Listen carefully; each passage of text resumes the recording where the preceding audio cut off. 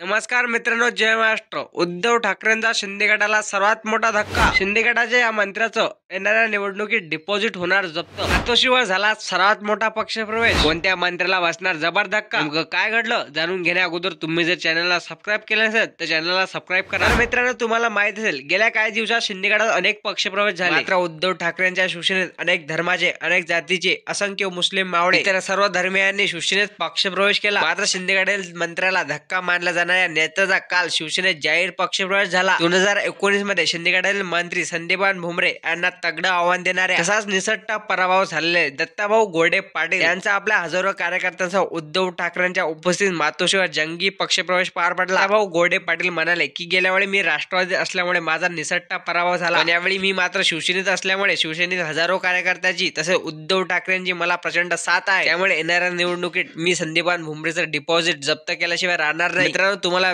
काय वाटतं ते नक्कीच कमेंट बॉक्समध्ये कमेंट करा आणि व्हिडिओ आवडला असेल तर व्हिडिओ लाईक करून चॅनलला सबस्क्राईब करा.